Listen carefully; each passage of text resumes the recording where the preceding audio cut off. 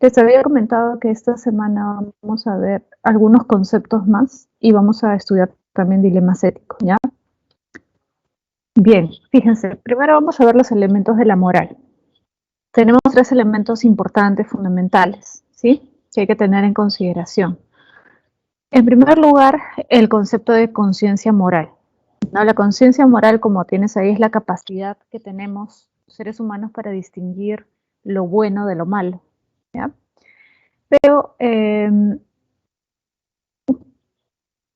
esto, como te darás cuenta, luego vamos a ver la diferencia entre persona amoral y persona inmoral, ¿no? En algunos casos puede que no exista o esté limitado, ¿no? Pero digamos, en términos generales, la mayoría de seres humanos tenemos conciencia moral, es decir, sabemos distinguir lo bueno de lo malo, ¿no? Más allá de que sean convenciones sociales o lo que sea. Por ejemplo, sabemos que mentir es algo malo, que no debemos hacerlo. Sabemos que robar es malo, etcétera, ¿ya? Entonces, nuestra conciencia moral precisamente es lo que nos permite distinguir lo bueno de lo malo. Ahora, la libertad moral se da cuando el sujeto decide y actúa de manera autónoma, es decir, por sí mismo, sin estar determinado por un agente externo, es decir, sin ninguna obligación o condicionamiento. Cuando tú haces las cosas por tu propia voluntad, es decir, cuando nadie te coacciona, nadie te obliga, ¿sí? Usualmente eso es lo que ocurre, es decir, nosotros tomamos nuestras propias decisiones, ¿no? Hay evidentemente casos en los que, excepcionales, digamos, en los que quizás no queremos hacer algo, pero alguien nos obliga a hacerlo, y en ese caso podríamos decir que no somos libres, y por lo tanto, en el caso de que hay un juicio o lo que sea, podemos alegar que no hemos sido libres, sino que hemos estado obligados o condicionados. Pero esto usualmente no ocurre, ¿no? Generalmente somos libres de actuar en función de nuestras propias decisiones.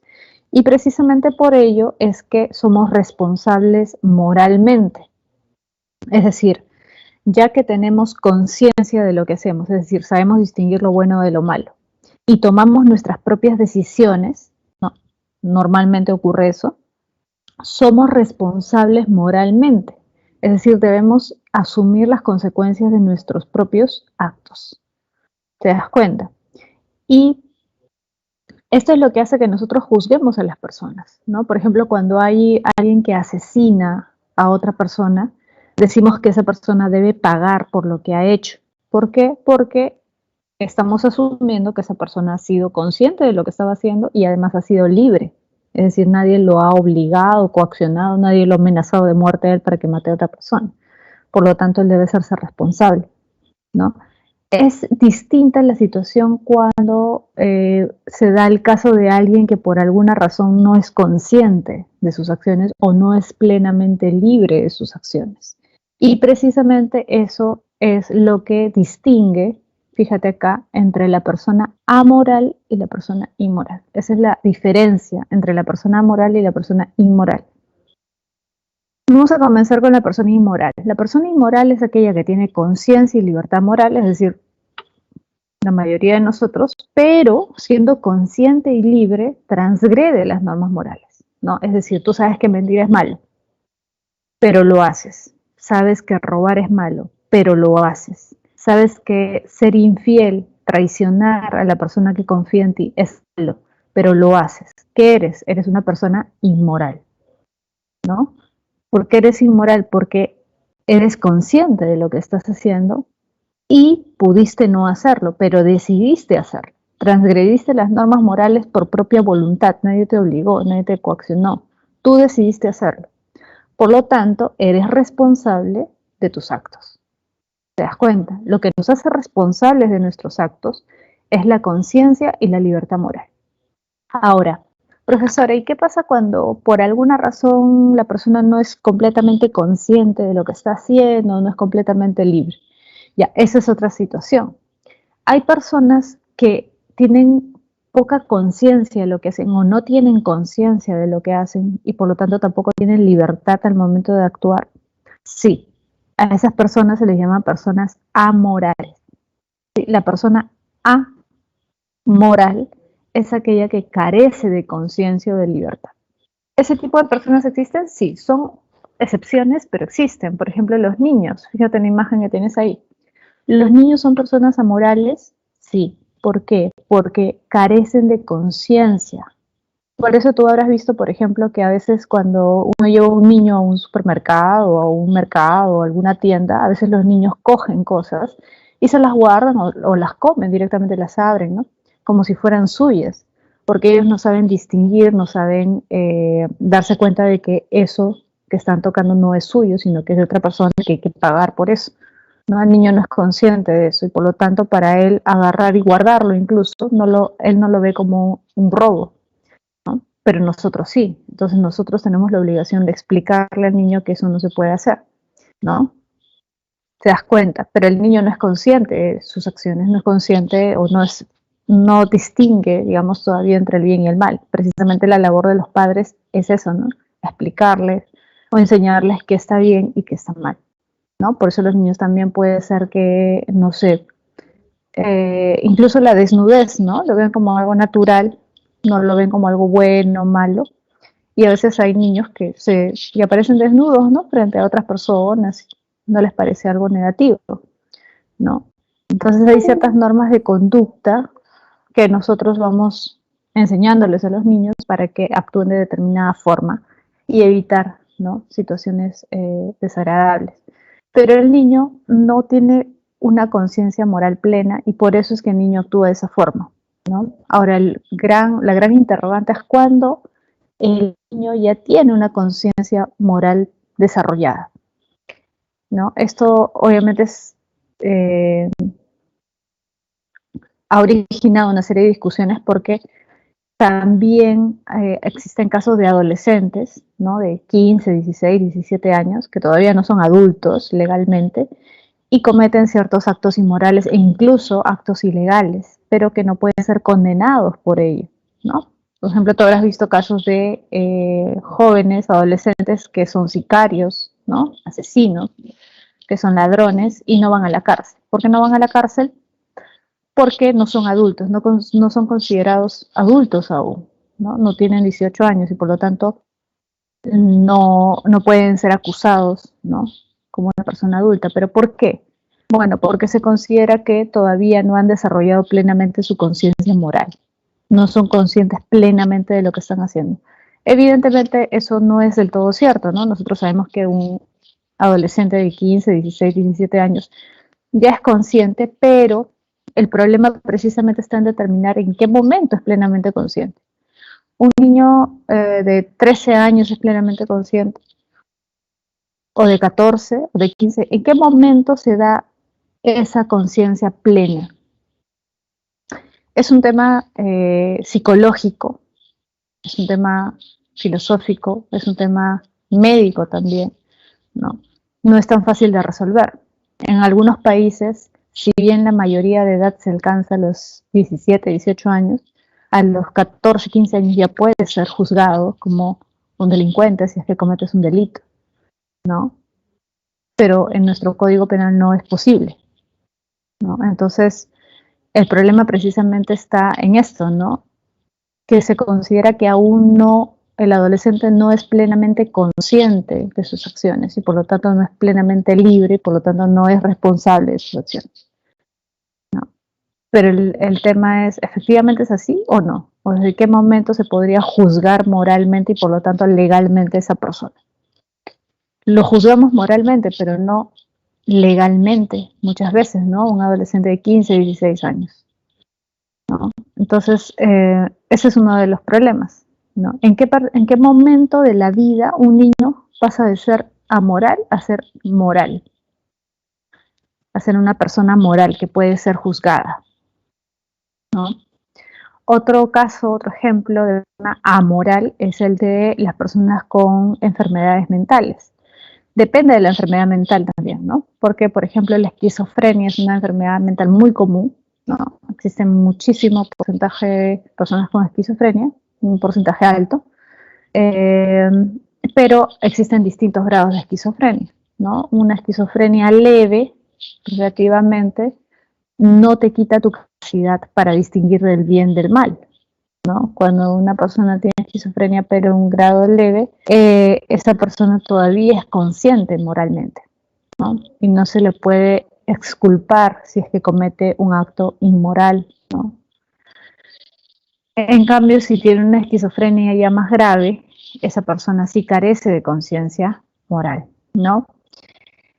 Y este tipo de enfermedades mentales más graves, evidentemente, hacen que esta persona que tiene esa enfermedad no pueda ser considerada responsable de sus acciones. Pero eso lo tiene que determinar un psicólogo, un psiquiatra, ¿no? Por ejemplo, hace poco debes haber visto la noticia de una persona con enfermedades mentales que le arrojó, creo, un ladrillo a una niña, ¿no? Que la niña quedó grave. Arrestaron a esta persona precisamente para hacerle pruebas, estudios, análisis psicológicos, para determinar qué grado de conciencia o no tenía, ¿no? Es decir, qué tan grave era su problema mental como para que esa persona haya dejado de tener conciencia moral, o si todavía tenía conciencia de lo que estaba haciendo, porque si esa persona tiene conciencia de lo que hace, entonces sí puede ser, perdón, juzgada, no solamente moralmente, sino legalmente por lo que ha hecho. ¿Te das cuenta? Entonces es importante entender esta diferencia, ¿no? Si, por ejemplo, se determina que esta persona que arrojó este ladrillo a la niña, ¿no? Que agredió a esta niña, no tiene una enfermedad mental grave, sino que era consciente de lo que estaba haciendo, esta persona no sería una persona amoral, sino sería una persona inmoral. Es decir, una persona que tenía conciencia de lo que estaba haciendo, que no estaba condicionada por su enfermedad, sino que decidió hacerlo libremente y por lo tanto debe ser juzgada porque es responsable de lo que ha hecho. ¿Te das cuenta? ¿Sí? Entonces, digamos que esos son los casos más comunes de personas amorales. También podría ser una persona que por algún daño fisiológico, no necesariamente una enfermedad mental, sino porque tuvo un daño cerebral, ¿no? Que afectó una zona del cerebro que se relaciona con la capacidad para contener, por ejemplo, la cólera, la ira, haya realizado alguna acción, ¿no? Precisamente en función de esta imposibilidad de controlar su ira y haya agredido a alguien, por ejemplo, ¿no? ¿No? Por una cuestión ya fisiológica, ¿no? Algún golpe, como te decía, o algún accidente que haya tenido. En ese caso también se deberían hacer las pruebas para determinar si efectivamente eso ha sido determinante para que esta persona actúe de esa forma y se le podría exculpar, ¿no? ¿Sí? Entonces, ¿existen casos de personas amorales? Sí. Usualmente niños y personas con trastornos mentales. Esos son los casos más comunes. ¿Sí? Bien, entonces ya sabemos que persona amoral es la que carece de conciencia de libertad porque está condicionada por alguna enfermedad o por su edad, en el caso de los niños, y las personas inmorales son las personas que sí tienen conciencia y libertad, pero que deciden transgredir las normas morales, ¿no? Alguien que miente, alguien que roba, alguien que asesina, ¿no? O alguien que es infiel, también es una persona inmoral, ¿no? Por lo tanto, debe hacerse responsable de sus acciones. Ahora tenemos la distinción entre normas morales y normas jurídicas. Existen dos tipos de normas morales y normas jurídicas. Son cosas diferentes. Hay casos en los que pueden coincidir, pero digamos, son conceptos distintos, ¿no? Una norma moral, por ejemplo, la que nos dictan los 10 mandamientos, que son normas morales, ¿no? No matarás, no robarás, no mentirás, etcétera, ¿no? Esas son normas morales, son preceptos morales, son leyes morales, digamos, ¿no? ¿Estas pueden coincidir con las normas jurídicas? Sí, por ejemplo, existe una ley, ¿no? Que obliga o que dice que no puedes asesinar a alguien, no puedes matar, no puedes robar. Si tú haces esto, vas a tener una sanción, ¿no? Pero como vamos a ver, la sanción es distinta en cada caso. Entonces, vamos a ver a detalle esto, ¿sí? La norma moral, fíjate, es el precepto que se realiza por una convicción. Es decir, una obligación interna. Hay normas morales que no coinciden con normas jurídicas. Por ejemplo, una norma moral es ser fiel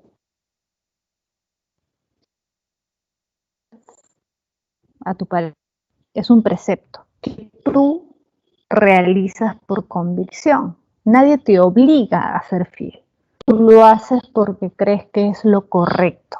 Es decir, tú mismo te impones ese deber, esa obligación. ¿Te das cuenta? Por eso es una obligación interna que se pone el mismo individuo, el mismo sujeto, la misma persona.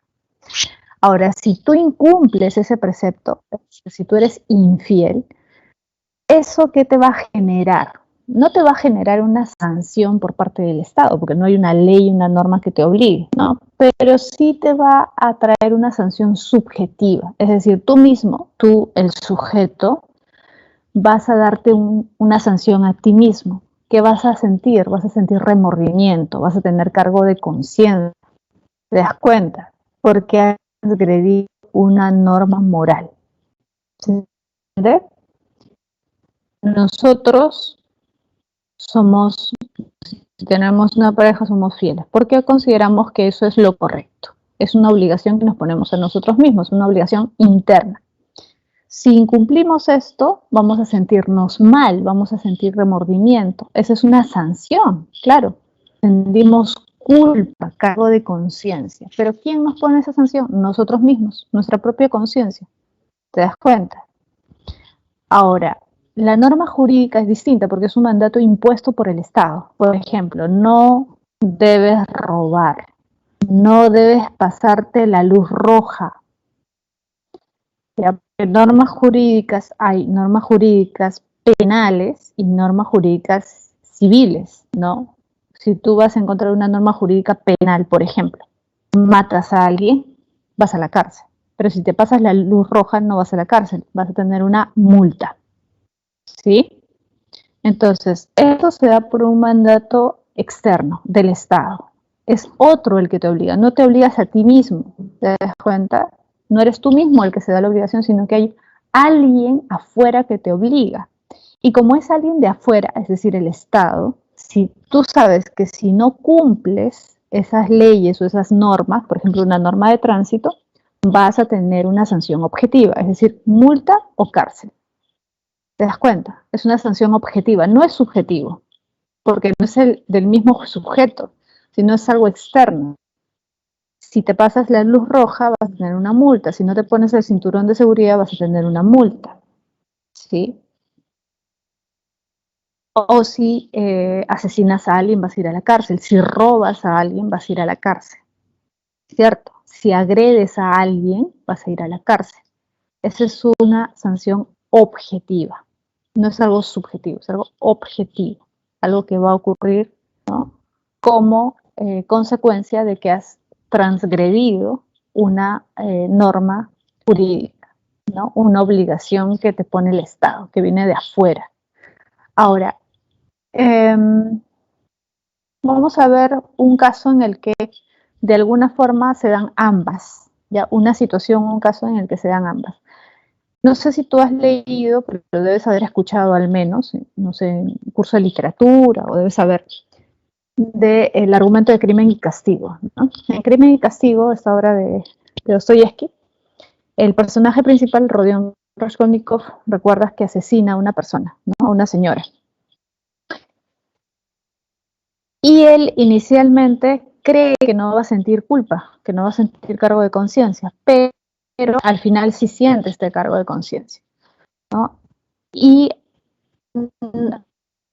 inicialmente no descubren que él ha sido el que ha asesinado. Por lo tanto, inicialmente su sanción es subjetiva, porque él es consciente de que ha transgredido una norma moral y una norma jurídica al mismo tiempo.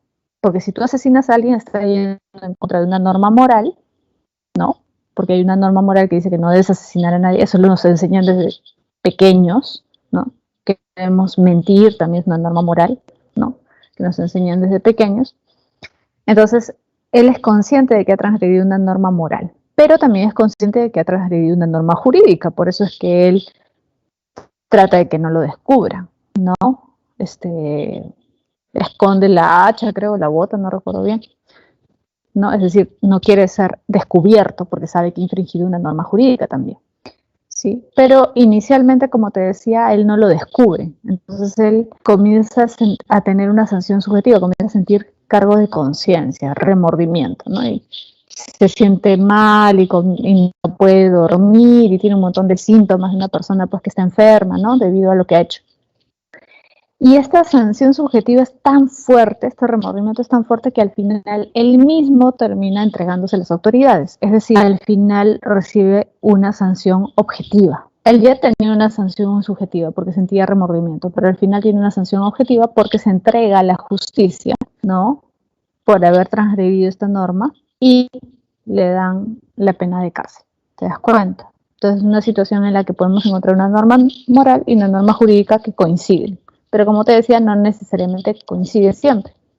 ¿Sí? No. Bien. Vamos a pasar a los valores éticos fundamentales. Y acá vemos una serie de valores que hacen referencia a los valores éticos que normalmente hay que tener en cuenta cuando hablamos de este tipo de temas, ¿no? En general de ética, ¿no? ¿Qué temas comienzan a salir? El tema de la solidaridad, el tema de la igualdad, el tema de la justicia, la libertad, etcétera, la dignidad. Son temas relacionados, ¿no? Ahora, son temas de los que podemos hablar mucho, ¿no? Porque definir cada uno de estos tampoco es tan fácil. Por ejemplo, ¿qué es la libertad? ¿En qué sentido hablamos de libertad? La libertad en teoría es la autonomía de la voluntad, es decir, nuestra capacidad para decidir libremente por nosotros mismos lo que queremos hacer, ¿cierto? Pero, como sabemos, eso tiene ciertos límites, porque nosotros podemos querer hacer cosas que vayan en contra de las normas jurídicas. ¿Podemos hacer eso? Evidentemente no. ¿No? ¿Qué pasaría si alguien dijera, bueno, yo soy absolutamente libre de hacer con mi vida lo que yo quiera? ¿No? De hacer lo que a mí me hace feliz. ¿Y qué pasa si a mí me hace feliz, no sé, mentir, matar, robar? ¿Los demás deben permitirme hacer eso? Evidentemente no. Entonces hay ciertos límites. No hay una libertad irrestricta, ¿no? Tenemos cierto grado de libertad, pero no un grado absoluto de libertad, ¿no? Alguien también diría una libertad sin ninguna restricción. Ya no es libertad, es libertinaje, ¿no? Pero, ¿por qué es libertinaje? ¿Qué tipo de acciones serían libres y qué otro tipo de acciones serían ya libertinaje? Sobre todo en esta época, ¿no? Que tú habrás visto que se valora muchísimo la libertad, pero no se reflexiona mucho acerca de los límites de la libertad. Claro, alguien diría, bueno, profesora, pero evidentemente pues hay límites jurídicos, ¿no? Yo no puedo matar, yo no puedo robar. Sí, es cierto, hay límites jurídicos, pero esos límites jurídicos son buenos en sí mismos, porque hay otros países, por ejemplo, donde las leyes son distintas, ¿no? Por ejemplo, matar. Nosotros no podemos matar, pero el Estado tampoco puede matar. Ahora, ¿eso se da en todos los lugares? No. Hay países donde la pena de muerte es legal, es aceptada. Y es más, acá en el Perú, tú habrás visto muchísima gente que está a favor de la pena de muerte. ¿Será bueno implantar la pena de muerte? ¿Sería bueno o no? Entonces los límites no son siempre los mismos. Alguien diría los límites son para los ciudadanos, pero no necesariamente para el Estado. Depende, pues. Hay estados donde, hay lugares, hay países donde el Estado puede realizar algunas sanciones mucho más fuertes, que pueden ir en contra de la libertad de los individuos de manera más fuerte, ¿no? Que en el Perú, por ejemplo. Entonces, la libertad hasta qué punto puede ser valorada, hasta qué punto puede ser permitida, ¿no? La dignidad también. ¿Qué cosa es la dignidad? Fíjate, dice, la dignidad es el valor intrínseco que posee todo ser humano y exige respeto para este. Desde ese punto de vista, fíjate, si yo considero que la dignidad es el valor más importante que hay que proteger, recuerda, por ejemplo, que en la Constitución está este concepto. El Estado debe proteger la dignidad de los ciudadanos. Pero, ¿qué es la dignidad? Un valor intrínseco, es decir, algo que hace que el ser humano sea valioso en sí mismo. Y bajo este concepto, por ejemplo, yo no debería permitir la pena de muerte, yo no debería aprobar la pena de muerte, porque estoy diciendo que todo ser humano es valioso en sí mismo y que todos debemos respetar al ser humano. Ojo, más allá de quién sea y cómo sea, tiene un valor intrínseco, es decir, algo que tú no le puedes quitar, algo que está ahí con lo que el hombre va a morir. Es decir, apelando a este concepto, alguien te podría decir no se puede aplicar la pena de muerte, porque todo ser humano es valioso en sí mismo y debe ser respetado por eso. Claro, ha cometido un delito, no lo puedes dejar libre, pero no puedes matarlo tampoco. Eso sería ir en contra de su dignidad. En otros países te dirían, bueno, pero esa persona ya perdió la dignidad al cometer el asesinato, así que ya yo como Estado puedo tener la autoridad para asesinar a esa persona, para condenarlo a pena de muerte. Entonces depende del concepto de dignidad. ¿Tú consideras la dignidad valiosa? Tal como está descrita ahí, no puedes aprobar la pena de muerte. Si tú consideras que es relativa o que no es tan importante o que se pierde la dignidad una vez que has cometido un asesinato o un crimen grave, entonces sí, no. Pero la dignidad como concepto tiene un origen cristiano, tiene un origen religioso. Y desde un punto de vista religioso cristiano, la dignidad nunca se pierde. Y por eso siempre el cristianismo valora la vida del hombre, más allá de quién sea, más allá de cómo sea. La vida del hombre es valiosa en sí misma y es superior a la vida de cualquier otro ser que no sea un ser humano, ¿no? Por eso, por ejemplo, nosotros asumimos que la vida humana es superior o más valiosa que la vida de los animales. Aunque eso últimamente está en discusión, ¿no? Algunos dicen, bueno, pero ¿por qué? ¿Por qué los animales no tienen dignidad? ¿O por qué el hombre no quiere reconocer la dignidad de los animales? ¿Por qué los animales no podrían ser dignos? No pueden tener un valor intrínseco. ¿Por qué el hombre vale más? Bueno, esto tiene un origen cristiano, pero podríamos discutir por qué, ¿no? ¿Es posible hablar de dignidad en el caso de los animales o no? Si atendemos al origen, no. Repito, la dignidad es un concepto cristiano. Recuerdo a San Agustín, Dios creó al hombre a su imagen y semejanza. ¿Por qué el hombre es más valioso que cualquier otro ser creado por Dios? Porque se asemeja a Dios. ¿Y por qué se asemeja a Dios? Porque es libre, porque Dios lo creó así. En cambio, los animales no son libres. ¿Por qué? Porque están guiados por sus instintos. No pueden ir en contra de sus instintos. El hombre sí puede. Puede negar sus propios instintos para hacer lo que es correcto. Por eso es digno y por eso su vida es más valiosa. Eso te diría un cristiano, ¿no? Entonces hay una serie de conceptos que tienen un origen religioso, como el concepto de dignidad. Ahora, podemos despojarle de esa connotación religiosa, concepto de dignidad, y si le despojamos de esa connotación religiosa, ¿sigue siendo lo mismo? ¿O deberíamos seguir hablando de dignidad? ¿O en qué sentido debemos hablar de dignidad? ¿O qué fundamento debemos darle a ese concepto que no sea religioso, si queremos evitar eso? Por ejemplo, Kant habla de la dignidad, pero él en ningún momento habla de lo religioso. Ahora, el problema es que tampoco explica de dónde proviene esa dignidad. Dice simplemente, recuerda la segunda ley del imperativo categórico. Nunca debes tomar a un hombre como medio, porque ningún hombre es un medio para obtener algo. El hombre es un fin en sí mismo. ¿Por qué el hombre es un fin en sí mismo? Porque el hombre posee dignidad y por lo tanto tú debes respetarlo. No puedes usarlo como un instrumento para obtener algo. Aunque eso sea bueno, es decir, aunque tú quieras obtener un fin bueno, jamás puedes usar a un hombre como medio. Siempre debes verlo como un fin en sí mismo. por la dignidad que posee. ¿Y de dónde proviene esa dignidad? Kant no lo explica, pero tampoco hace referencia a su origen religioso. ¿Pero por qué? ¿Qué es la dignidad?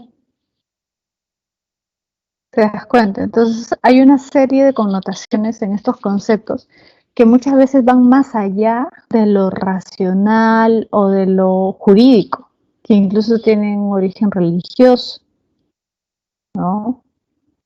O que también podríamos discutir por qué en la mayoría de sociedades, por ejemplo, se valora la solidaridad.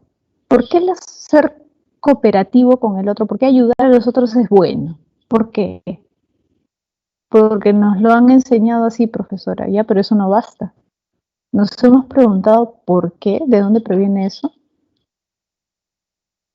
Eso es hacer ética, preguntarse por qué, no solamente asumir. Y eso no significa ir en contra de los valores morales, eso significa tratar de dar una fundamentación racional. ¿Te das cuenta? ¿O qué es la justicia? Por ejemplo, el concepto que te han puesto ahí, distribuir equitativamente, bienes y castigos. Eso es la justicia, diría alguien. Pero otros podrían decir, ¿pero por qué? ¿Por qué todos tienen que recibir lo mismo? Claro, digamos, si hacen lo mismo, deben recibir lo mismo. Pero si hacen cosas distintas, ¿deben recibir lo mismo? Por ejemplo, ¿no? Vamos a poner un caso bien sencillo. Si dos personas trabajan en el mismo lugar y uno realmente trabaja todo el día y se esfuerza y otro no trabaja, hace hora, ¿no? Se va antes de que toque la salida, ¿no? Anda viendo su celular en todo momento, no avanza nada, ¿no?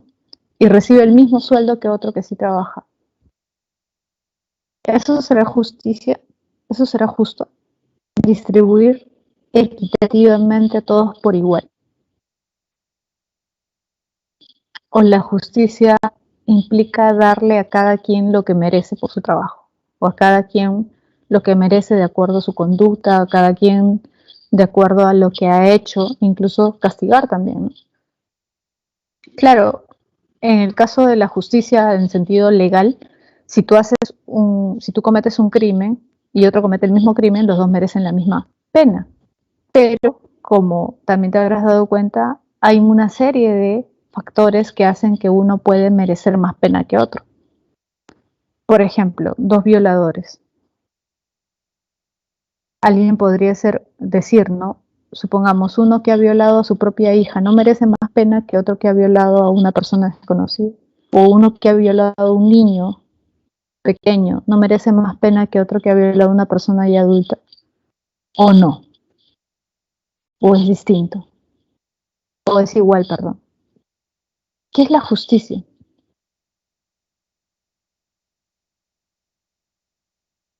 ¿Te das cuenta? Entonces, cada uno de estos conceptos hacen que reflexionemos acerca de lo que está bien y lo que está mal, lo que es correcto y lo que es incorrecto. ¿Sí?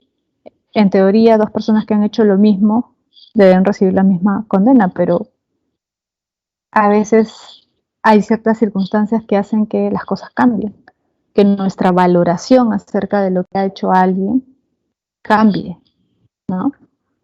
Entonces, de eso se trata, ¿no? De reflexionar o de cuestionar qué es lo que consideramos bueno, qué es lo que consideramos malo y por qué, ¿sí? Vamos a pasar a los dilemas éticos. Fíjate, acá tienes la definición. Los dilemas éticos son historias, historias pequeñas, en las que se plantea una situación que se podría dar en la realidad, ¿no? O que se da en la realidad. Y que es conflictiva a nivel moral, es decir, te plantea un dilema precisamente, te plantea una situación en donde no sabes qué hacer, a dónde dirigirte, cuál es la mejor opción, cuál es la mejor decisión, y por lo tanto, de alguna forma te obliga a tratar de dar una respuesta razonada, es decir, usar tu razón para dar una solución al conflicto. ¿Ya? Existen dilemas hipotéticos y dilemas reales. Los hipotéticos son situaciones poco probables, ¿sí? Y los dilemas reales son situaciones conflictivas que se dan en la vida cotidiana, ¿no? Vamos a comenzar con los hipotéticos. Fíjate, los dilemas éticos hipotéticos. Hay un caso que es muy conocido, un ejemplo que es muy conocido, que es el del tranvía. Si quieres luego lo buscas por internet. El dilema del tranvía es un dilema filosófico, ético, que te plantea lo siguiente. Imagina que tú estás frente a las vías de un tren, ¿ya? Está viniendo un tren a toda velocidad. Pero te das cuenta de que por las rieles del tren, donde va a pasar el tren, hay 4 personas atadas ahí a las rieles.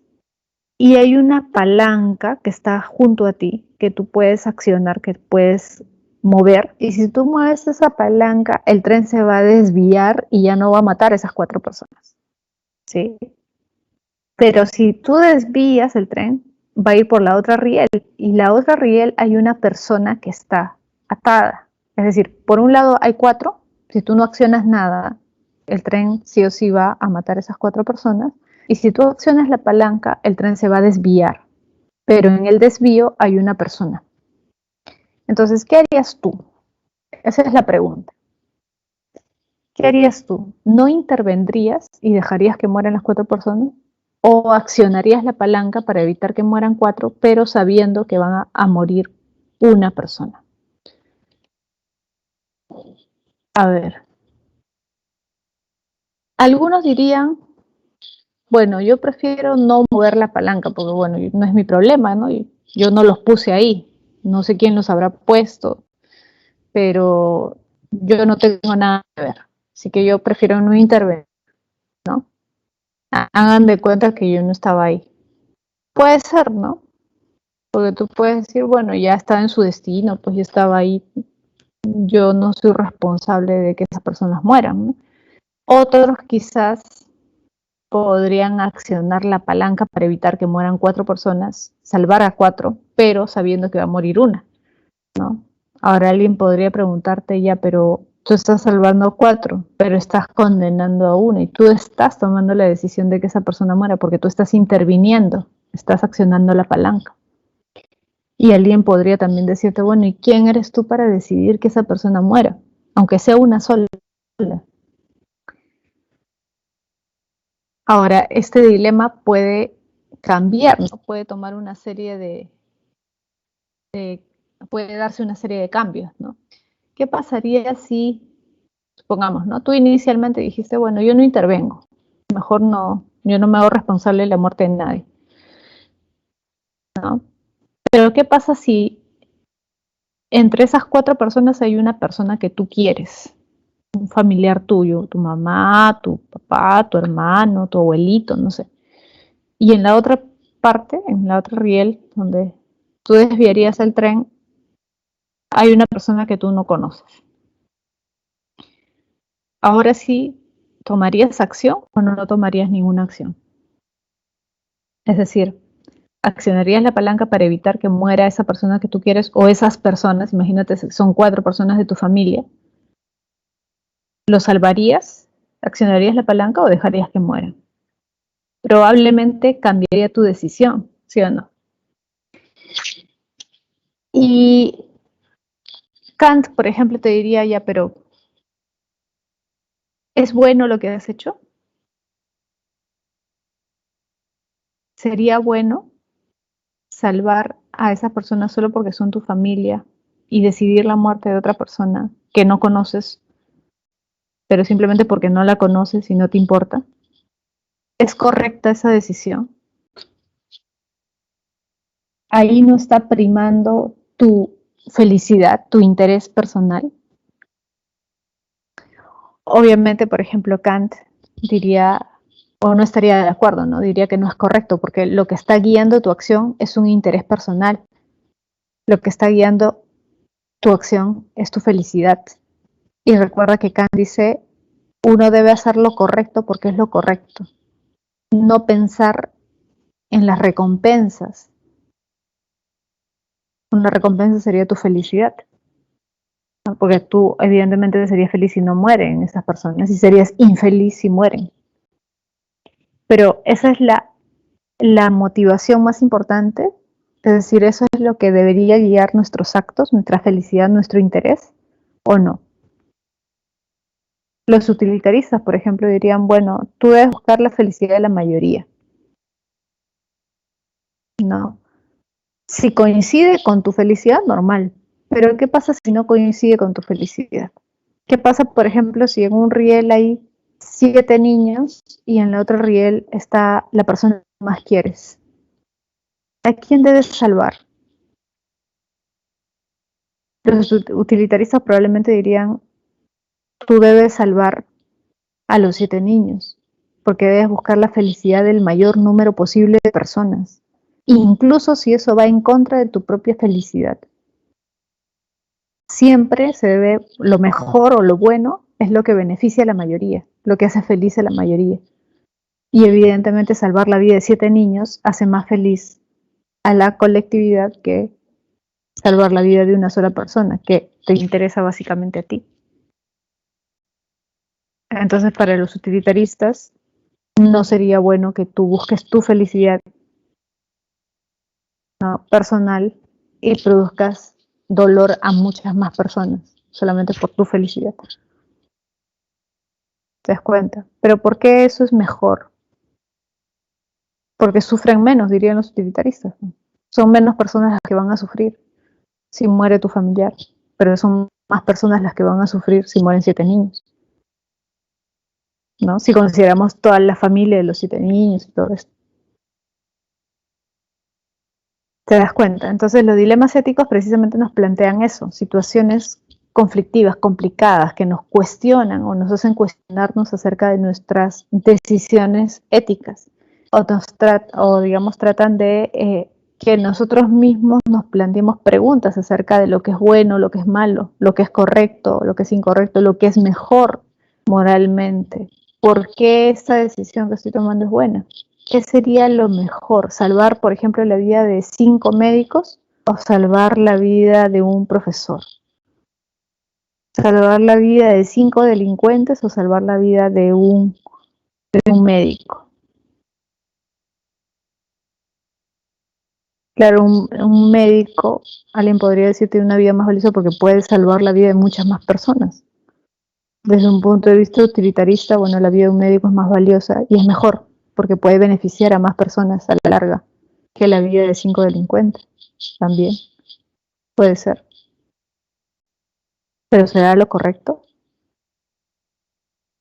Kant, por ejemplo, diría, no puedes tomar la vida de una persona como un medio, recuerda. Nunca veas a un hombre como un medio, siempre como un fin en sí mismo. Aunque sea un delincuente, Kant diría, no puedes usar a esa persona como si fuera un objeto, una cosa, como un instrumento nada más para realizar lo que tú crees que es bueno, porque serías inmoral para Kant. Tu acción estaría condicionada, estarías calculando, a ver, ¿qué es mejor? Kant diría, haz lo que es correcto y punto. ¿Cuál es nuestro deber? No matar. Entonces, de la perspectiva de Kant, sería mejor no accionar la palanca, porque si tú accionas la palanca, estás decidiendo quién vive y quién muere. Y tú no puedes decidir eso, porque decidir eso indirectamente es matar a alguien. Y tu deber es no matar. Es lo correcto. No. Es el deber moral que tienes. ¿Sí? Bien. Ahora, los dilemas éticos reales. Creo que te había comentado eso, ¿no? Igual un poco como la imagen sugiere, es el tipo de dilemas, perdón, que se dan en nuestra vida cotidiana. Son situaciones conflictivas que todos nosotros enfrentamos. Por ejemplo, cuando se da alguna situación y preferimos mentir. Decimos, mejor le miento a mi mamá porque si no, pero tampoco es tan fácil decidir si vas a mentir o no. Puedes tener luego sentimiento de culpa, entonces puedes decir, ¿le miento o no le miento? ¿Qué será mejor? Pero si le digo la verdad va a pasar esto. E incluso cuando tú quieres hacerle bien a alguien, puedes decidir mentir, ¿no? Si le digo la verdad va a sufrir, mejor no. A veces los médicos hacen eso, deciden no decirle la verdad a sus pacientes sobre sus enfermedades para evitar que sufran, porque saben que puede ser peor decirles la verdad. O cuando los médicos en la pandemia han tenido que decidir a quién atender, a quién salvarle la vida y a quién no, ¿no? ¿Te das cuenta? Entonces son situaciones que se dan en la vida cotidiana, ¿no? Son dilemas éticos con los que todos nosotros nos enfrentamos, pero con mayor razón, evidentemente, en algunas profesiones, ¿no? Como por ejemplo la medicina. Salvar la vida de una madre o de un niño que está por nacer. ¿Qué será mejor? Lo que siempre se da es como una regla para los médicos salvar la vida de la madre. ¿Pero por qué? Porque eso es mejor que salvar la vida del niño. Bueno, digamos, hay algunos que han tratado de dar una explicación, una fundamentación a eso, sí. Sí hay una explicación, un razonamiento. Estaremos de acuerdo, no estaremos de acuerdo, pero hay, ¿no? Por ejemplo, algunos podrían decir, bueno, es preferible salvar la vida de la madre porque es una vida ya hecha, que ya está encaminada. Es una vida, digamos, ya más realizada. En cambio, la vida del niño es una vida que todavía está comenzando. Hasta cierto punto alguien podría decir es más fácil incluso para la familia superar la muerte del recién nacido que superar la muerte de la madre, que es una persona que ya tiene una historia, por decirlo así, y ha pasado un montón de cosas, ¿no? Puede ser más chocante enfrentar la ausencia de esa persona que la ausencia de un recién nacido, ¿no? Esto, que es como una regla que tienen los médicos, también se vio en la pandemia hasta cierto punto, ¿no? Esto de preferir salvar al que tiene más posibilidades de vivir. Esa es una regla en la medicina, pero evidentemente en la pandemia, donde había mucha gente que necesitaba atención, era más doloroso, ¿no? Tomar una decisión así, más complicado, porque era una decisión que tenían que tomar todos los días los médicos. Y hubo una especie de estudio, de reglamento que se dio a los médicos precisamente desde un punto de vista ético. Hubo una comisión que se creó para tratar estos casos y darle ciertas pautas a los médicos de qué debían hacer, ¿no? Y esta comisión determinó que los médicos debían, ¿no? Que su deber era salvar o tratar de salvar, preferir salvar la vida de los que tenían más posibilidades de vivir. Es decir, de personas más jóvenes o personas sin tantos problemas de salud que las personas mayores, ancianas o con problemas de salud. Ahora alguien podría decir, no, pero eso está mal porque muchas veces los que más han generado contagio precisamente han sido los más jóvenes. Y las personas mayores, ancianas, muchas veces han sido contagiadas, tenían menos culpa en su situación, por lo tanto debía haberse preferido su vida. Sí, pero desde un punto de vista más práctico, como te decía, tenían menos posibilidades de vivir y por lo tanto era mejor que el esfuerzo se concentrara en los más jóvenes.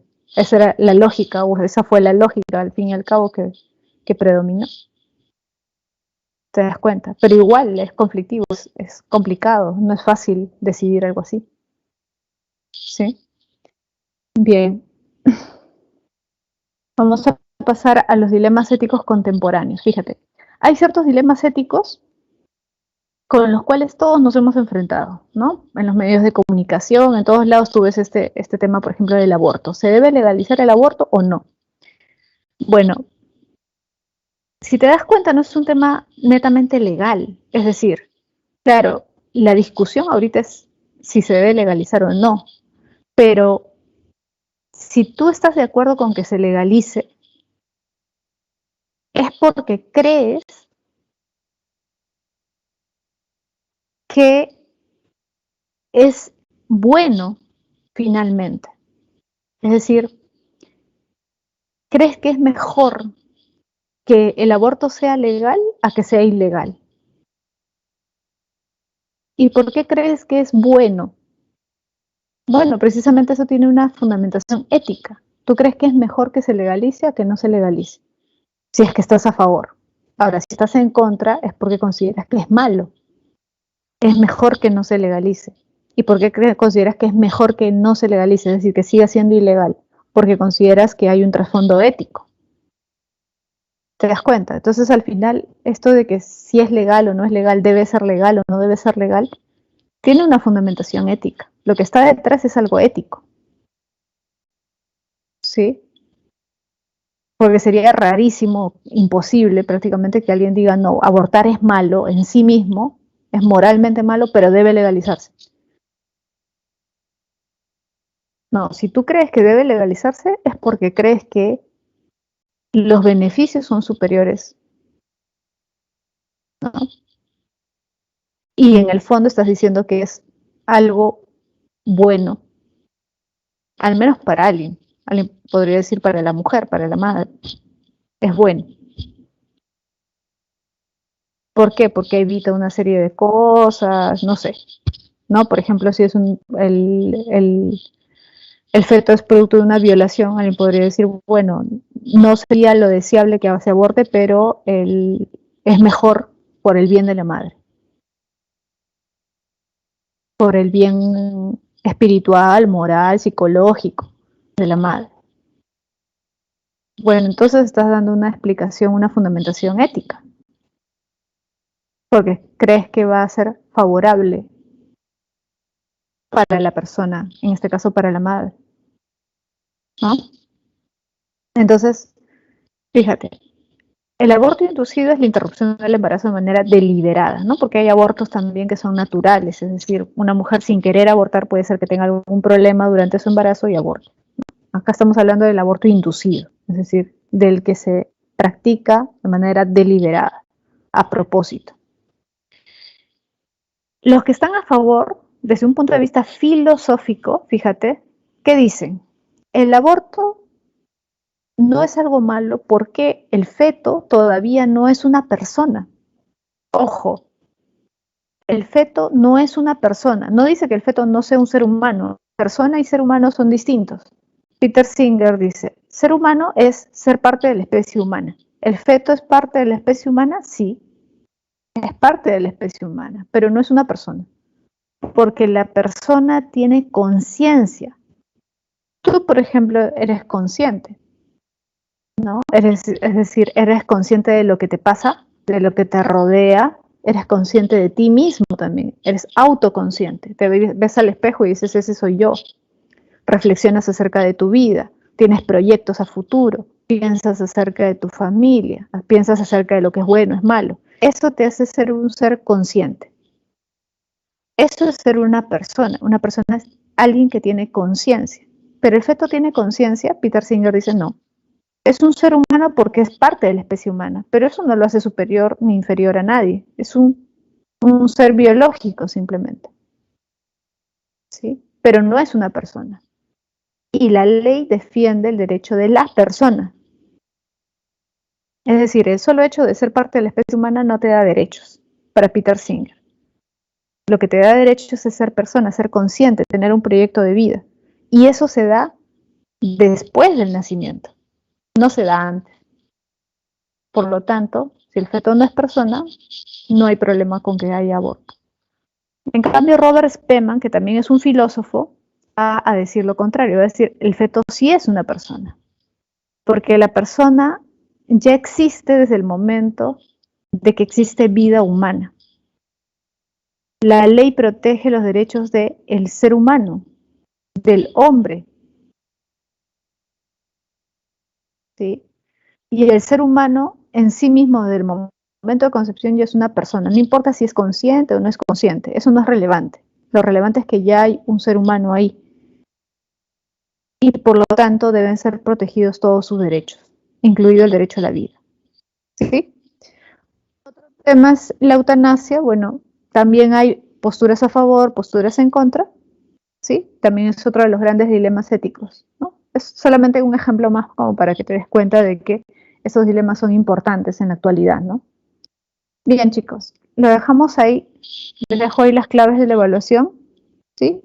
Y ya nos estamos viendo la próxima semana. Chao, chicos, cuídense, nos vemos.